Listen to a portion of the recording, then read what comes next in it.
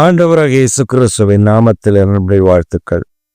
இந்த காலை தியானத்திற்காக நாம் தெரிந்து கொள்கிற வேத வசனம் எபிரேயர் நிருபம் 11ஆம் அதிகாரம் 30ஆம் வசனம். விசுவாசத்தினாலே எரிகோ பட்டணத்தின் மதில்கள் 7 நாள் சுற்றி வரப்பட்டு விழுந்தது. விசுவாசத்தினாலே தேவனுடைய பிள்ளைகள் விசுவாசத்தினாலே எதிராயிருந்ததை வீழ்த்தினார்கள். இந்த எபிரேயர் 11ஆம் அதிகாரம் நமக்கு கற்றுக் கொடுப்பதெல்லாம் விசுவாசம், நம்பப்படுகிறவின் உறுதி, காணப்படாதவின் நிச்சயம். ஆபிரகாம் விசுவாசித்தார், ஈசாக்குடைய விசுவாசம், யாக்கோபுடைய விசுவாசம் என்று சொல்லி பரிசுத்தவான்களுடைய விசுவாசத்தை அங்கே பறைசாற்றி பின்பு அவர்கள் ஜெயித்ததை பட்டியலிடுகிறார் இந்த எபிரேய நிருபக்காரர். இந்த எபிரேய நிருபத்திலிருந்து நாம் அறிந்து கொள்ள வேண்டிய, கற்றுக்கொள்ள வேண்டிய, புரிந்து கொள்ள வேண்டிய, நாம் அதை பின்பற்ற வேண்டிய ஒரு காரியம் இருக்கிறது. அதுதான் வேதம் நமக்கு தெளிவாய் சொல்லிக் கொடுக்கிறது. விசுவாசத்தினால் எரிகோ மதில்களையும் அவர்கள் முறியடித்தார்கள். விசுவாசத்தினால் எதையும் ஜெயித்தார்கள். விசுவாசத்தினால் செத்த கர்ப்பத்தில் குழந்தை உற்பத்தியாக கர்த்தர் செய்தார். இந்த விசுவாசம்தான் நம்முடைய வாழ்க்கையில் முக்கிய அங்கம் வகிக்கிறது. இப்ப நாம விசுவாசிக்க வேண்டும். விசுவாசம் என்பது ஒரு வரமும் கூட. கர்த்தருடைய ஆவியானவர், பரிசுத்த ஆவியானவர் நமக்கு கொடுக்கக்கூடிய ஒரு வரமும் கூட. இந்த விசுவாசம் நமக்கு தேவை. இந்த விசுவாசம் இல்லாமல் ஒன்றையும் சாதித்து விட முடியாது. ஒரு முறை இது பாலிங்கிச்சோ அவர்கள் தன்னுடைய புத்தகத்தில் எழுதியிருந்தது. ஒரு முறை பாலிங்கிச்சோவுடைய ஆராதனை முடிவில் ஜனங்கள் எல்லாம் ஆசீர்வாதம் கூறப்பட்டு வீடுகளுக்கு செல்ல ஆரம்பித்தார்கள். சென்று கொண்டிருக்கிறார்கள். அப்பொழுது முன் இருக்கையில் ஒரு முடவன் வீல் சேரில் அமர்த்தப்பட்டிருக்கிறார். இவர் மேல் இருந்த மேடையிலிருந்து கீழே இறங்கி ஜெபிக்க வருகிறார். ஒவ்வொரு வியாதிசருக்காக அப்படி கரங்களை வச்சு இப்படி ஜெபம் பண்ணிட்டே வர்றார். இந்த வீல் சேரில் உள்ள மனிதனை பார்த்த பொழுது அவருக்காக அவர் ஜெபிக்க, ஏதோ சாதாரணமாய் ஜெபிக்க முற்பட்ட போது அந்த மனிதன் சொன்னார், கர்த்தர் என்னை குணமாக்கும்படி ஜெபம் பண்ணுங்கள். பாலிங்கிச்சோவுக்கு ஒரு காரியம். அவர் சொன்னார், அந்த விசுவாசம் எனக்கு இல்லை. இப்போது எனக்கு அந்த விசுவாசம் எனக்கு இல்லை. உனக்கு இருக்கிறதா? அப்ப அவர் சொல்லியிருக்கிறார், எனக்கு அந்த விசுவாசம் இருக்கிறது. நீங்கள் ஜெபித்தால் இயேசு என்னை சுகமாக்குவார் என்று நான் விசுவாசிக்கிறேன். அந்த வைராக்கியம். அப்போது பாலிங்கிச்சோ இப்படிதான் ஜெபித்திருக்கிறார். அந்த மகனுடைய விசுவாசத்தின்படி நான் ஜெபிக்கிறேன், இப்பொழுது சுகம் உண்டாவதாக என்று சொன்ன மாத்திரத்தில் அவனுடைய 2 கால்களும் பலனடைந்து அவன் எழுந்து குதித்து நடந்து கர்த்தரை துதித்தான். அப்படி அவன் துதித்த பொழுது அங்கிருந்தவர்கள் கொஞ்சம் பேர் ஆர்ப்பரித்து கர்த்தரை உயர்த்தினார்கள். அப்ப ஆண்டவரிடத்துல இவர் சொன்னாரா, ஆண்டவரே, இன்றைக்கு கூட்டம் முடிந்த பின்பு ஒரு மனிதனை குணமாக்கினீரே, அது ஆராதனை வேளையில் நீ குணமாக்கி இருந்தா எவ்வளவு மகிமையா இருந்திருக்கும் என்று ஆண்டவரிடத்துல கேட்ட பொழுது ஆண்டவர் சொன்னாரா, அது உன்னுடைய விசுவாசம் அல்ல, அது அவனுடைய விசுவாசம். அவன் விசுவாசித்தார், அது அவனுக்கு நீதியாக எண்ணப்பட்டது. நீ ஜெபிக்கத்தான் செய்தால், ஆனால் அவனுடைய விசுவாசம் அவனை கட்டி எழுப்ப ஆரம்பித்தது. இந்த கால வேளையில் நம்முடைய விசுவாசமே உலகத்தை ஜெயிக்கிற ஜெயமாயிருக்கிறது. பிரியமானவர்களே,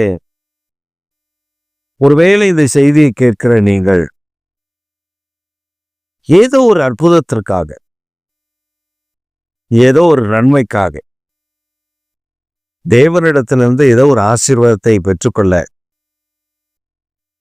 ஒருவேளை குழந்தை இல்லாம இருக்கலாம், குழந்தைக்காக, குடும்பம் பிரிந்திருக்கலாம், குடும்பம் இணைந்து விடுவதற்காக, அல்லது திருமணம் ஆகாமல் தடைப்பட்டு கொண்டே வயதாயிருக்கலாம், திருமணத்திற்காக, ஒருவேளை வேலை இல்லாம, ஒரு வேலையில போன நிரந்தரமா வேலை இல்லாம அலக்கடிக்கப்பட்டு கொண்டே இருக்கலாம், அந்த காரியத்திற்காக, ஒருவேளை உங்களுடைய பிசினஸ் அதுல நீங்கள் பிரயாசப்படலாம், பலன் ஒன்றும் இல்லாம இருக்கலாம், அதுல ஒரு அற்புதம் நடக்கணும். நீங்க வேலைக்கு அப்ளிகேஷன் போட்டு நான் விரும்புகிற கம்பெனில இருந்து எனக்கு ஒரு அற்புதம் நடக்காதா என்று காத்திருக்கிறவர்களா இருக்கலாம். உங்களுக்கு ஒரு அற்புதம் நடக்கணும் நீங்க ஜெபிக்கிறவர்களா இருக்கலாம். அப்படிப்பட்டவர்களுக்கு கூட இந்த காலை வேளையில் இந்த விசுவாசம் என்கிற வரம், விசுவாசம் தேவனிடத்திலிருந்து வருகிறது, அது மனிதர்களிடத்திலிருந்தும் வருகிறது, அது தேவனிடத்திலிருந்தும் வருகிறது.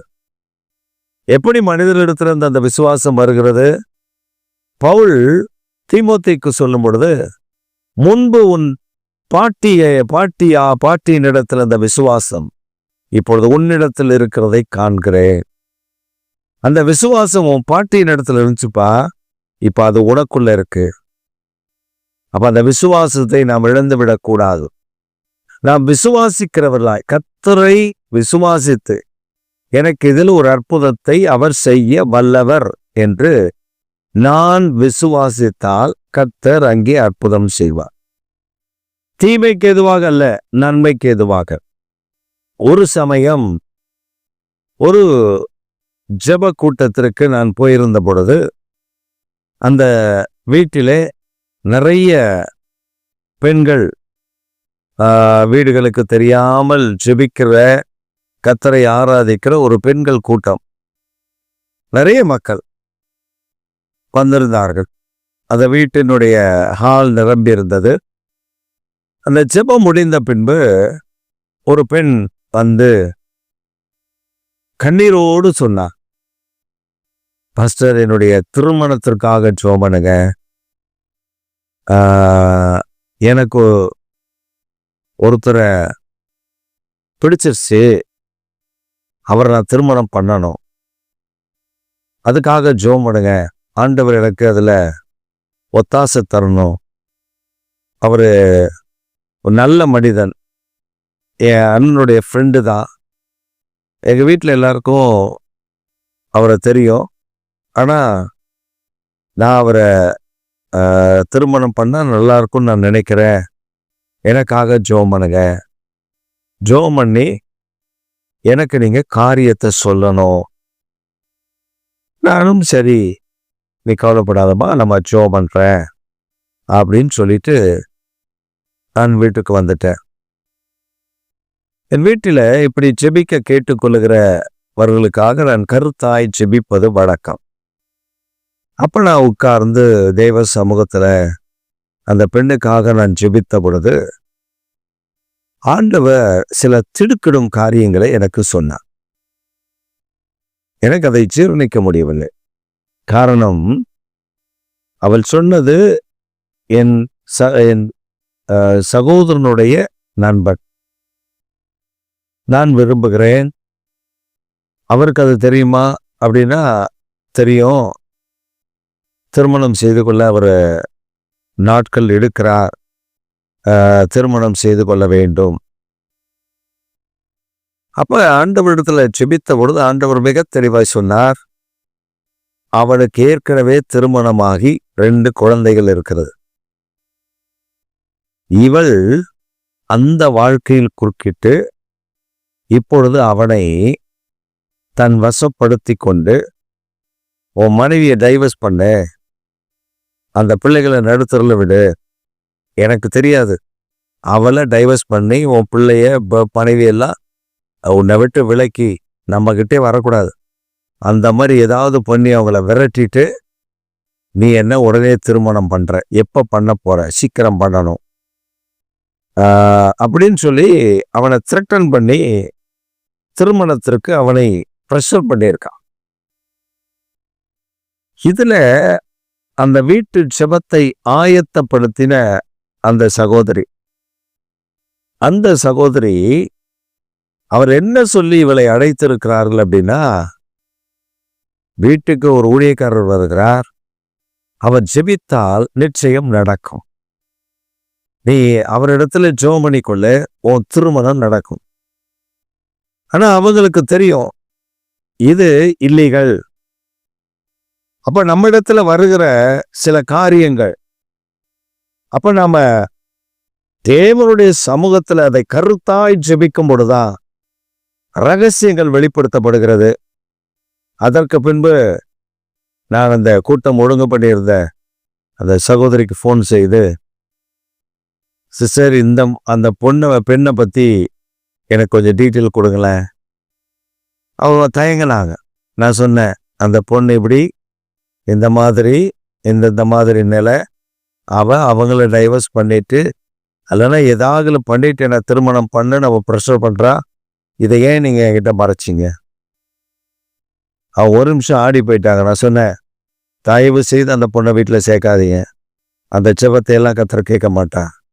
அந்த பெண்ணுடைய குழந்தைகள் இந்த மனிதன் செய்த தவறுக்கு அந்த பிள்ளைகள் என்ன பண்ணோம், அந்த பிள்ளைகளை அழித்து, அதாவது விலக்கி போட்டுட்டு, இவ போற போக்குல பார்த்தா அந்த குடும்பத்தை அழிச்சிருவா போல, அந்த நிலைமையில தான் இவன் நிக்கிறா. சொன்ன, அதை கர்த்தர் ஒரு நாளும் அங்கீகரிக்க மாட்டான். விசுவாசத்தை எதற்கெல்லாம் பயன்படுத்துறாங்க பாருங்க. விசுவாசத்தை தீமைகளுக்கு பயன்படுத்துறாங்க கேட்க மாட்டாரு. சொல்றேன், நிச்சயமாய் அந்த ஜெபங்கள் கேட்கப்படாது. அந்த ஜெபங்களை கர்த்தர் அங்கீகரிப்பதில்லை. அசுத்தமான ஜெபங்களுக்கு, தீமையான ஜெபங்களுக்கு ஆண்டவர் பதில் கொடுப்பது இல்லை.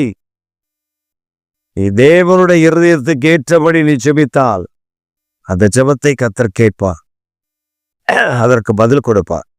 இந்த காலை வேளையில் உங்களுடைய ஜெபம் விசுவாசம் உள்ள ஜெபம் அவர் இருதயத்திற்கு ஏற்ற விதமாய் இருக்க வேண்டும்.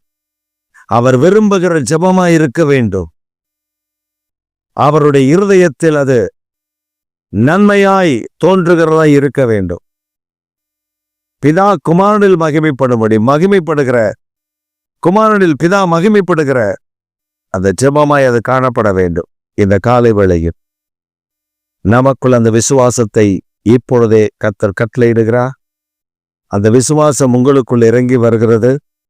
எந்த காரியத்தில் அற்புதம் நடக்கவில்லை என்று ஏங்கிக் கொண்டிருக்கிறீர்களோ, உங்கள் ஜெபத்தில் இனி மாற்றத்தை தந்து விசுவாசத்தோடு நீங்கள் தேவனுடைய சமூகத்தில் உடைய இருதயத்துக்கு ஏற்றபடி ஜெபிக்க போகிறீர்கள். அற்புதங்களை காணப்போகிறீர்கள். தொடர்ந்து பல அற்புதங்கள் அடுக்கடுக்காக நடக்கப் போகிறது. அதிசயங்களைக் கண்டு தேவனுடைய நாமத்தை மகிமைப்படுத்துங்கள். ஆமென், ஆமென்.